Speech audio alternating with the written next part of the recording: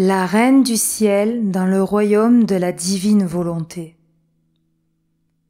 Prière à la Reine céleste.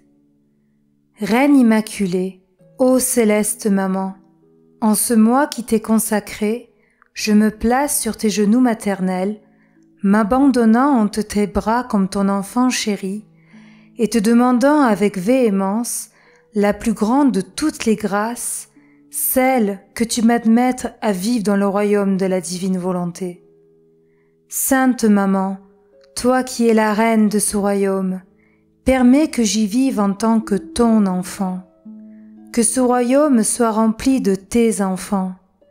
Je me confie à toi afin que tu y guides mes pas et que, soutenu par ta main maternelle, tout mon être vive constamment dans la divine volonté.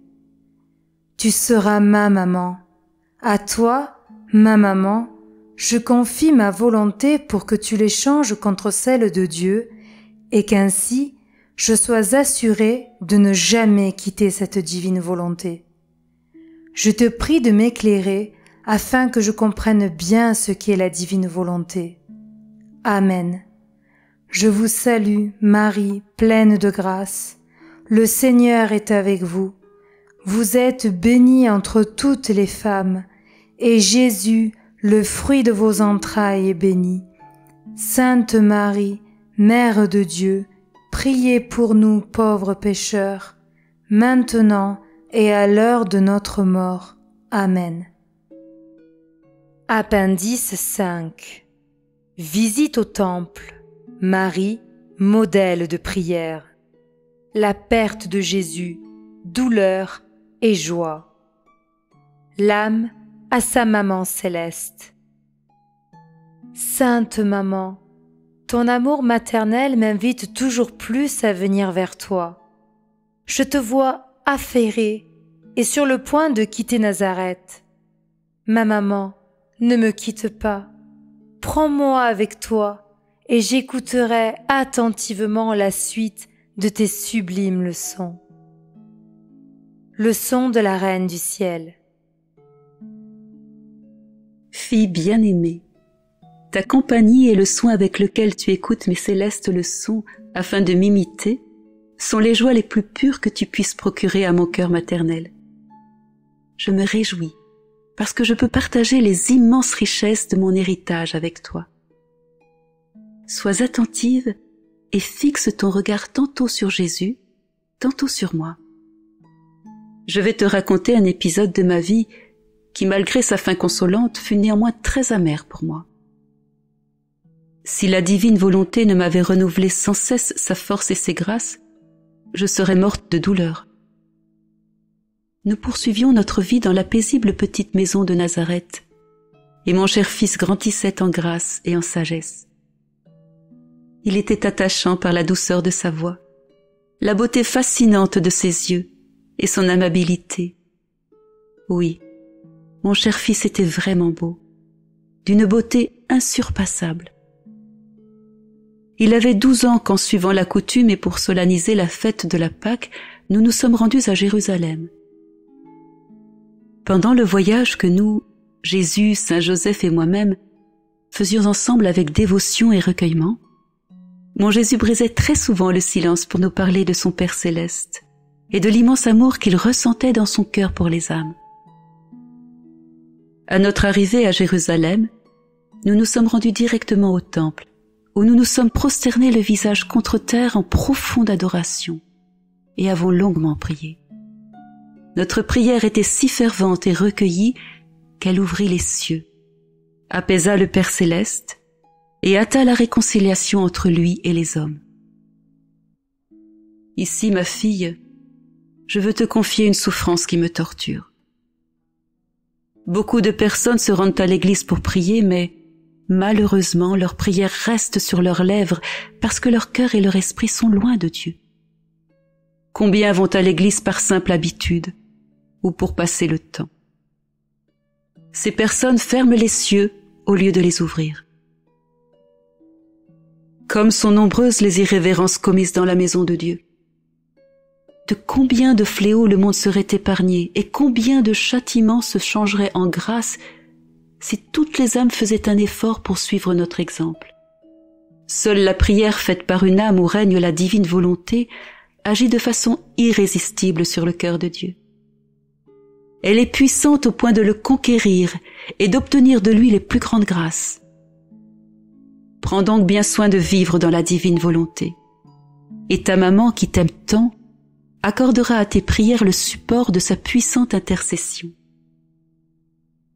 Après avoir rempli nos devoirs au temple et célébré la Pâque, nous nous sommes préparés à retourner à Nazareth. Dans la confusion de la foule, nous nous sommes séparés. Je restai avec les femmes et Joseph rejoignit les hommes. Je regardais autour de moi pour voir si mon Jésus y était, et ne le voyant pas, j'ai pensé qu'il était avec son père Joseph. Mais quelle ne fut pas ma surprise et mon inquiétude quand, parvenus à l'endroit où nous devions nous rejoindre, je me suis rendu compte qu'il n'était pas avec saint Joseph. Ignorant ce qui s'était passé, nous avons ressenti tellement de frayeur et de douleur que nous en sommes restés muets. Écrasés par la douleur, nous sommes retournés hâtivement sur nos pas, demandant anxieusement à tous ceux que nous rencontrions « Oh, dites-nous si vous avez vu Jésus, notre Fils, car nous ne pouvons vivre sans lui. » En pleurant, nous le décrivions. Il est très aimable, ses magnifiques yeux bleus brillent de lumière et parlent au cœur. Son regard est ravissant, son front est majestueux. Son visage est d'une beauté enchanteresse. Sa voix très douce pénètre les cœurs et adoucit toute amertume, et ses cheveux bouclés et dorés le rendent très gracieux. En lui tout est majesté, dignité et sainteté. Il est le plus beau parmi tous les enfants des hommes. En dépit de nos recherches, personne ne pouvait nous aider. Je pleurais à chaudes larmes et mon cœur était déchiré à en mourir. Ma chère fille, si Jésus était mon fils, il était aussi mon Dieu. Et par conséquent, ma douleur était totalement d'ordre divin, c'est-à-dire grande au point de surpasser toutes les autres douleurs réunies. Si la divine volonté que je possédais ne m'avait pas soutenue continuellement de sa force divine, je serais morte de douleur. Voyant que personne ne pouvait nous aider, j'interrogeais anxieusement les anges qui m'entouraient. Mais, dites-moi, où est mon bien-aimé Jésus? Où devons-nous diriger nos pas pour le retrouver? Oh, dites-lui que je ne peux pas en supporter davantage. Apportez-le-moi sur vos ailes et déposez-le dans mes bras. Mes anges, ayez pitié de mes larmes. Aidez-moi. Apportez-moi mon Jésus. Comme toutes nos recherches demeuraient vaines, nous sommes retournés à Jérusalem. Après 3 jours de peine cruelle, de larmes, d'anxiété et de peur, nous sommes entrés dans le temple. Les yeux attentifs, je regardais partout, quand finalement, débordante de joie, j'aperçus mon fils au milieu des docteurs de la loi. Il parlait avec une telle sagesse et une telle majesté qu'il émerveillait tous ceux qui l'écoutaient. Dès que je l'eus aperçu, j'ai senti la vie revenir en moi. Et immédiatement, j'ai compris la raison cachée de sa disparition. Maintenant, un mot pour toi, ma fille chérie. Dans ce mystère, mon fils voulait me donner et te donner un sublime enseignement. Pensais-tu penser qu'il ignorait ce que je souffrais? Au contraire. Mes larmes, mes recherches et mes intenses douleurs se répercutaient dans son cœur. Ainsi, durant ces heures si pénibles, il sacrifia à la divine volonté sa propre maman, celle qu'il aimait tant, pour me montrer que réciproquement, j'aurais un jour à sacrifier à la suprême volonté la vie de mon cher fils. Dans cette douleur indicible, je ne t'ai pas oubliée, ô ma fille. Considérant que cet épisode pourrait te servir d'exemple, je le conservais pour toi, afin que le moment venu, tu aies la force de tout sacrifier à la divine volonté. Quand Jésus eut fini de parler, nous nous sommes approchés avec révérence et lui avons fait un doux reproche.